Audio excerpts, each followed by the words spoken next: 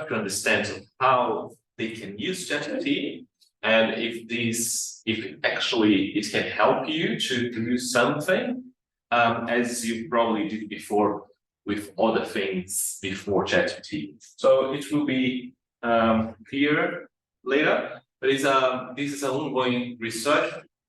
Started with Marika, who is my master's student. So she did some advances there. We basically model everything that we want to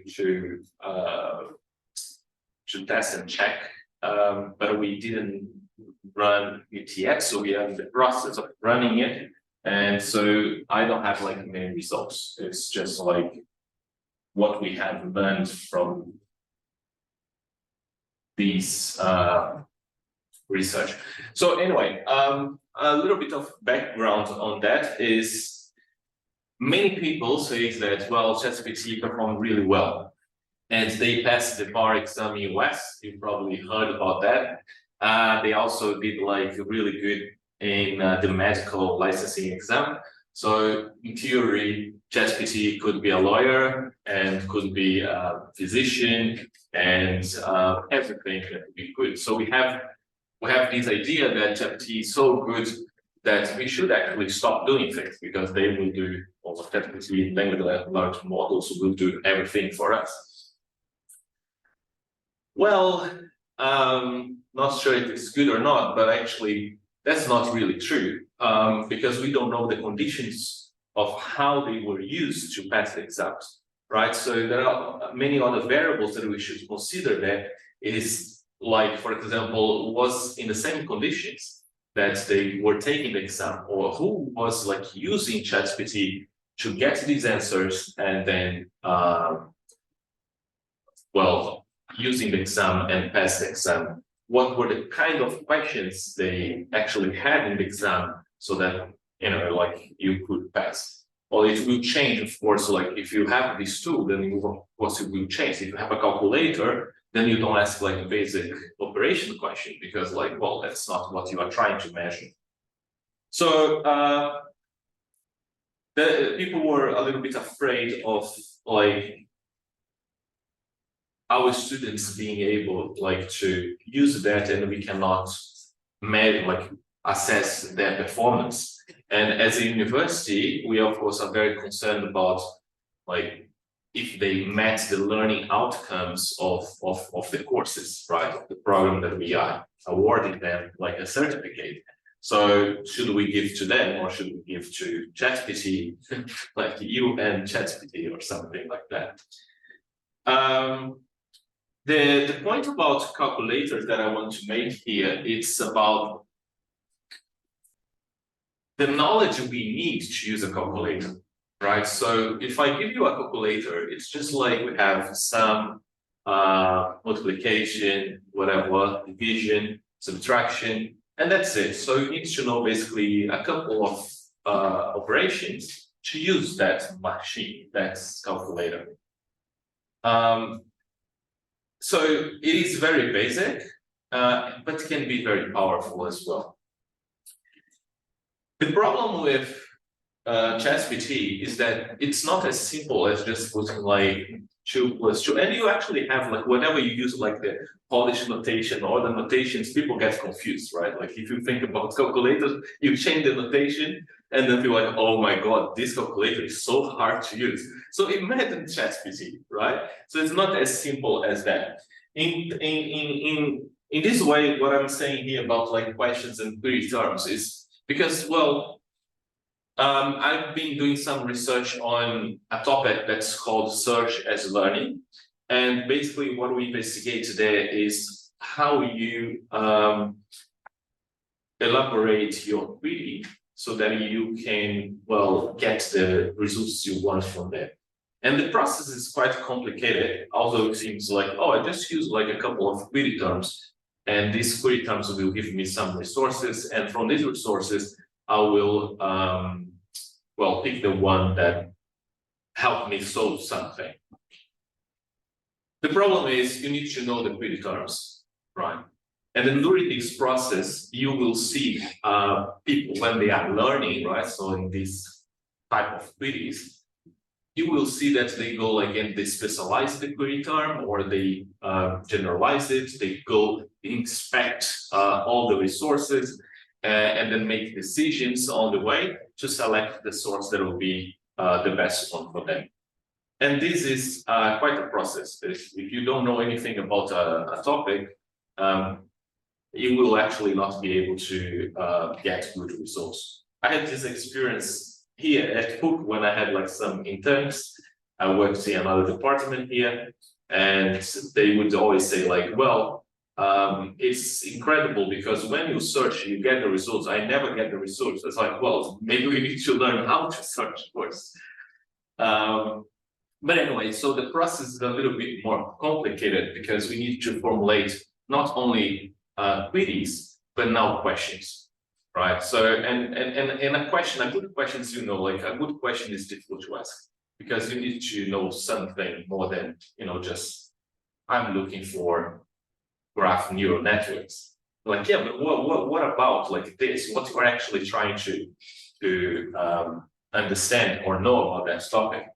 So if it is a very general question, then you're going to get also a very general and generic answer.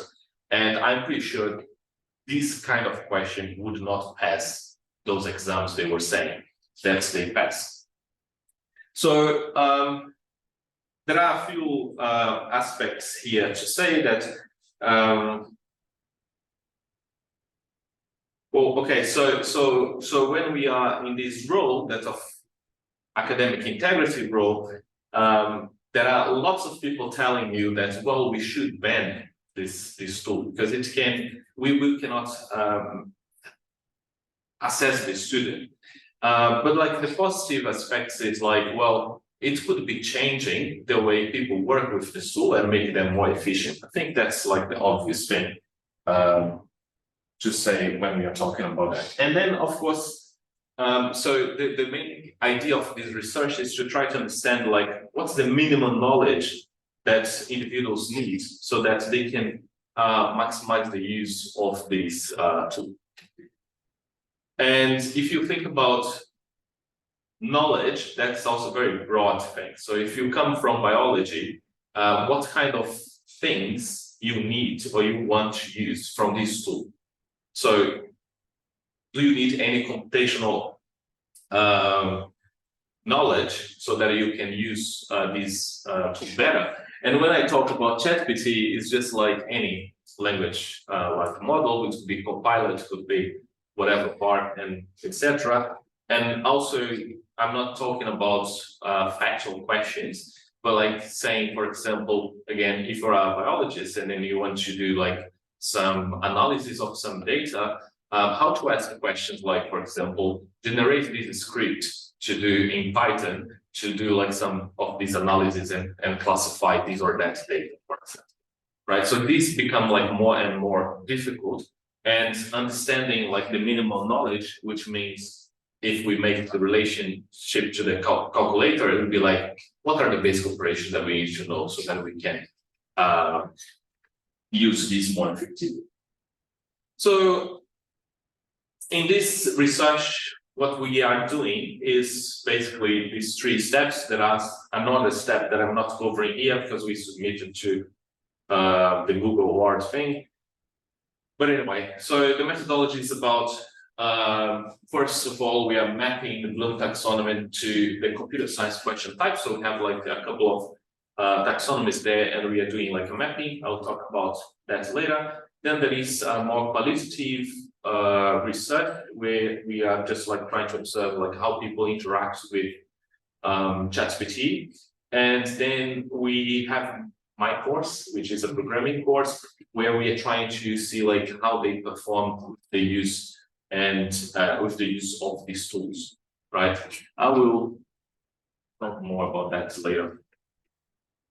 So in the case of the mapping, we have the Bloom taxonomy. I'm not sure if you are aware of the Bloom taxonomy, but it's very useful and it's used to classify learning outcomes, like in many different domains. So what we have here is some of the well, I cannot read there.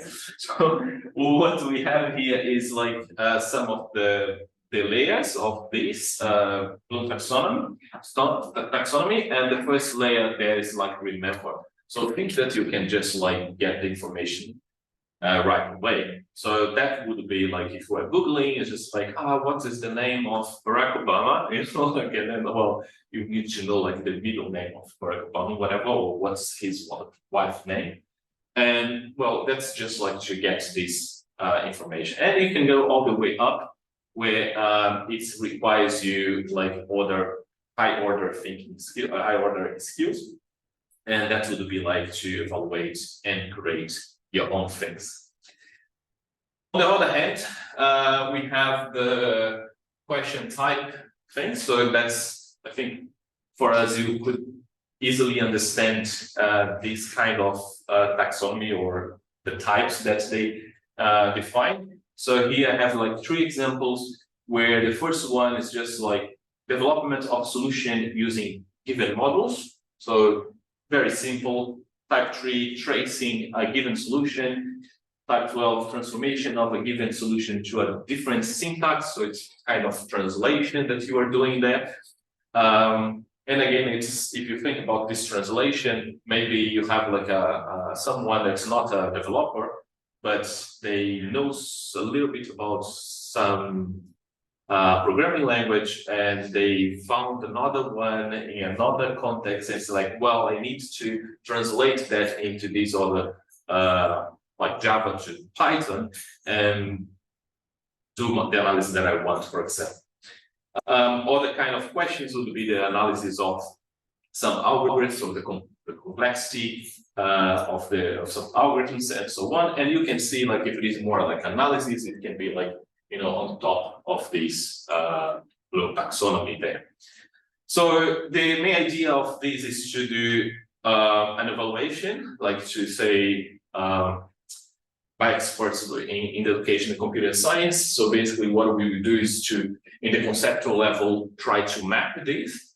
So when we are doing this mapping, I think I will tell here. When we are doing this mapping, we are allowing other knowledge areas to map to the computer science, and then we see like, well, can we solve this problem in another area, for example?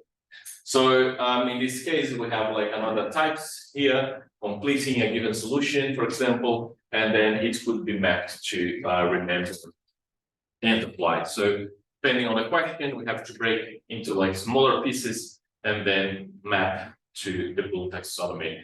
In the instance level, then we have like the questions, and then we first map the questions to the question type, and then because we had the previous one, then we know like how to map that to the Bloom taxonomy, and then to other knowledge areas if we do that.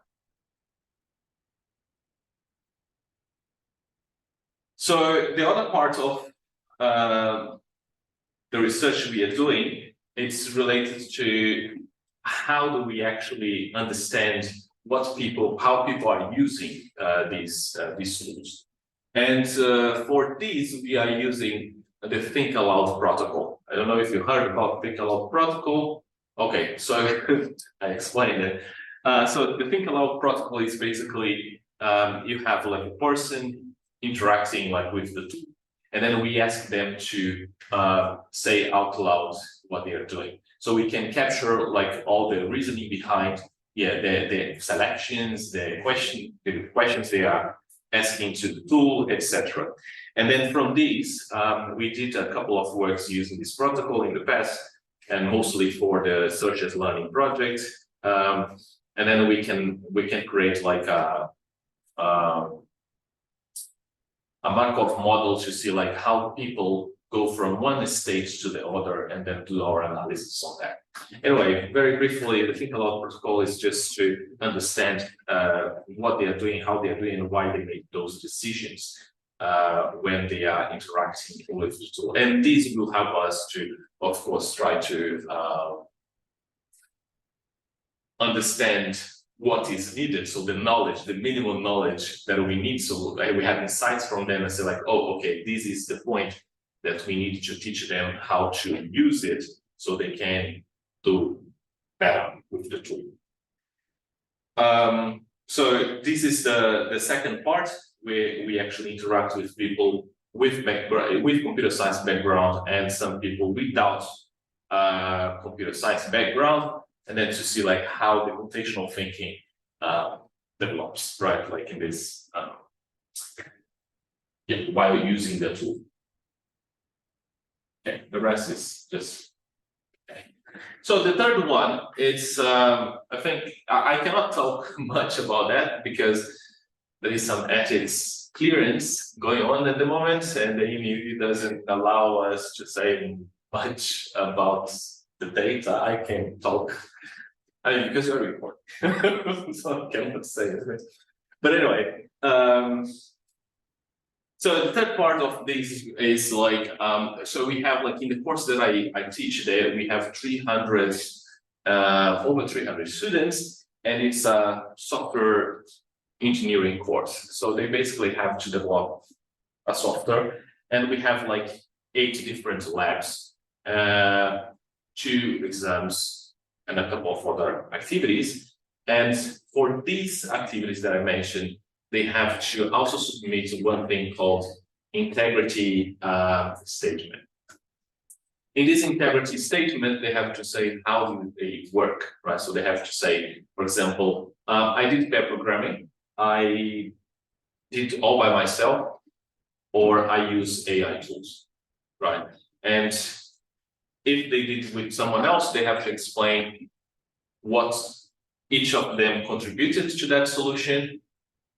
If they did by themselves and we catch them, they are in trouble. If they didn't do it, and if they do using AI, then they have to specify which tool and also the contribution of the tool to the solution. What is interesting here and what I can say is basically the time spent to complete this task. So what would you say? I need your input first. So what would you say would be the most efficient way of like doing a programming exercise?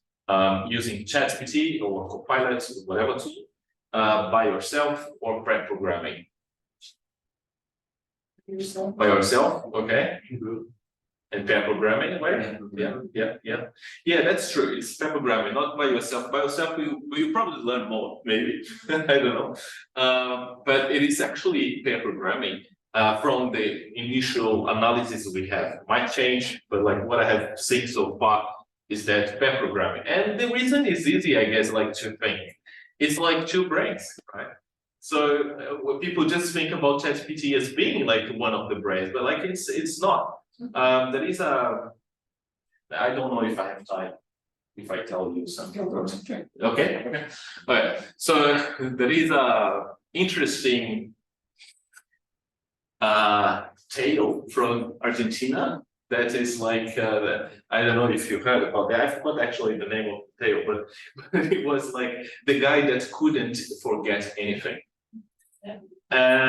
Sorry?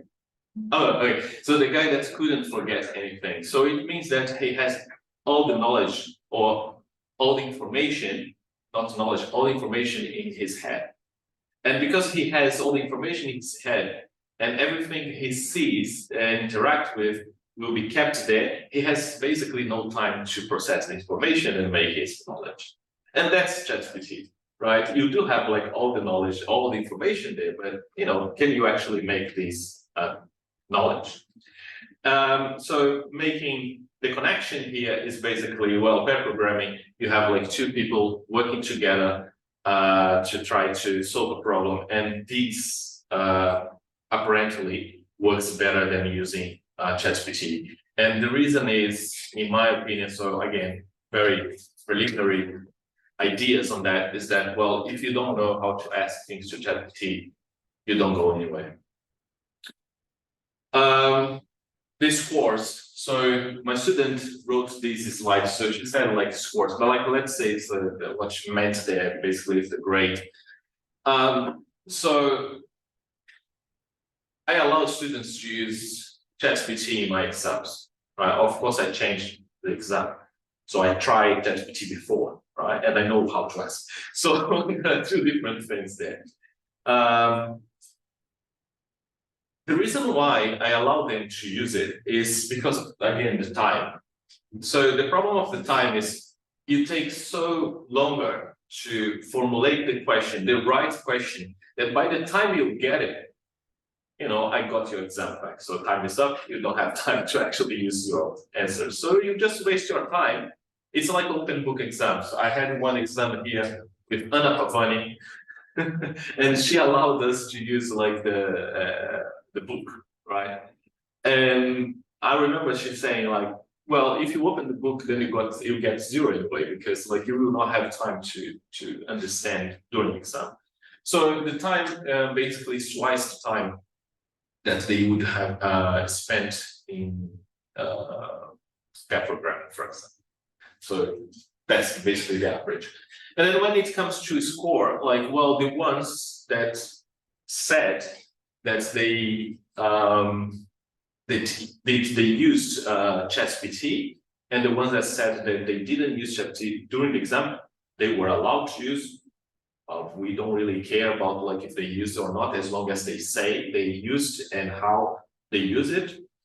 So the performance was basically the same. So there was no actual change there. The point that we need to analyze is like, well, if it was the same, was like students who performed like or worse, like previously, they increased their performance because of that, or they decreased their performance. They would have performed better if they did it by themselves.